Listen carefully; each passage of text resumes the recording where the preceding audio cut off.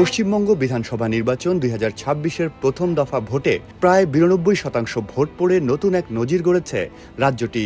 ২৩ April অনুষ্ঠিত এই ভোটকে ঘিরে ভারতীয় ও আন্তর্জাতিক গণমাধ্যমগুলো নানা বিশ্লেষণ প্রকাশ করছে।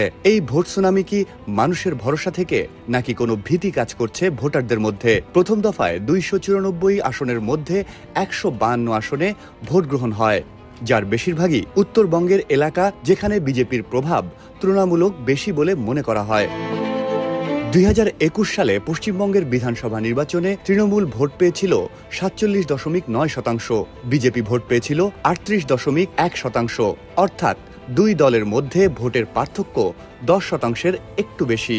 ২৪ এপ্রিল এবিপি আনন্দ এর প্রতিবেদনের শিরোনাম করা হয়, স্বাধীনতার পর পশ্চিমবঙ্গে সর্বোচ্চ ভোটদান, কি কারণ, বিশেষজ্ঞদের কি মত? প্রতিবেদনটিতে বলা হয়, বিশেষজ্ঞদের মতে এবারের ভোটে এত বড় অংশগ্রহণের পেছনে কয়েকটি কারণ থাকতে পারে। ভোটার তালিকা সংশোধনের পর অনেকের মধ্যে নাম বাদ পড়ার আশঙ্কা তৈরি হয়েছিল, যা মানুষকে ভোট কেন্দ্রে যেতে উদ্বুদ্ধ করেছে।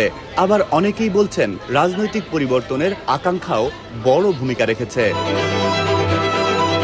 বিবিসি বাংলার এক প্রতিবেদনের শিরোনাম ছিল, পশ্চিমবঙ্গে রেকর্ড ভোটদানের পেছনে ভোটার তালিকা থেকে বাদ পড়ার ভয় নাকি অন্য সমীকরণ।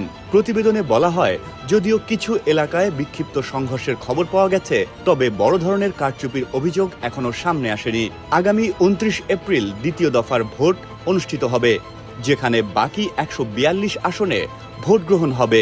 বিশ্লেষকদের মতে আসল সমীকরণ নির্ধারিত হবে এই দ্বিতীয় দফাতেই। সরকার গঠনের জন্য প্রয়োজন ১৪৮ আসন।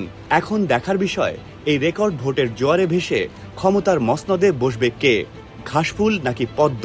উত্তর মিলবে ৪ মে ভোট গণনার দিনে।